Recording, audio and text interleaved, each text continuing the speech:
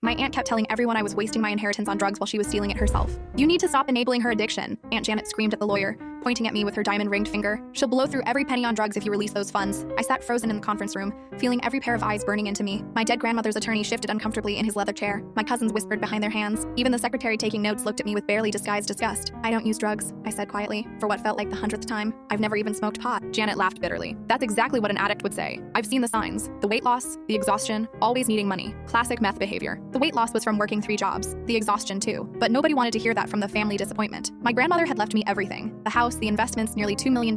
She'd bypassed her own children completely, leaving them token amounts. In her letter, read after the funeral, she'd written, "Rebecca is the only one who visited me for me, not my money." That was 8 months ago. Since then, Janet, as executor, had blocked every attempt to release my inheritance, claiming I was unstable, unreliable, unfit. She'd convinced the entire family I was spiraling into addiction. She'd even called my employers with concerns, getting me fired from 2 jobs. "We should require supervised disbursements," Janet continued, addressing the lawyer like I wasn't even there. "Small amounts with receipts required. I'll oversee everything personally." "That seems reasonable," the lawyer said slowly. "I want a drug test," I suddenly announced. "Right now. Hair follicle, blood, whatever you need." Janet's eye twitched. "Drug tests can be faked. Then let's all take one. Everyone in this room who has any say in my inheritance. Fair?" My cousins immediately agreed, eager to prove they were clean. The lawyer nodded approvingly. "But Janet?" She went pale under her spray tan. "This is ridiculous manipulation," she sputtered. "Why? If I'm the addict, I'm the only one who should fail, right?" 3 days later, we got the results. I was completely clean. So were my cousins. Janet tested positive for cocaine, Adderall without prescription, and benzos. But that wasn't even the real bombshell. While reviewing my grandmother's financial records to establish the estate's value, the lawyer's forensic accountant found something interesting. Regular transfers from my grandmother's investment accounts to an offshore account in the Caymans, all authorized by Janet using power of attorney in the last 2 years of Grandma's life when dementia had taken hold. The total?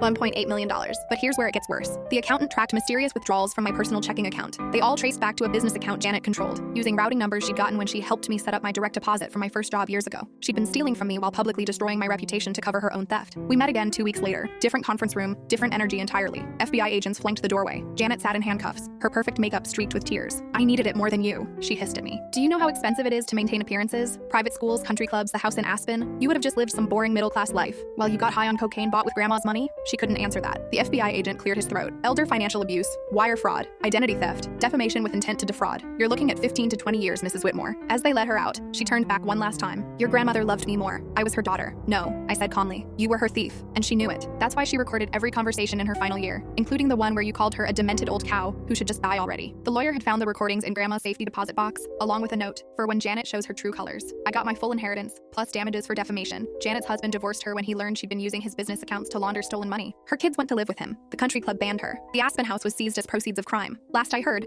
she was working at a grocery store in Nevada, pending trial. The same kind of job she'd sneered at me for having while she drained my accounts. I still work, though I only one job now. I live in Grandma's modest house, drive her old Buick, but I sleep peacefully knowing I earned everything honestly.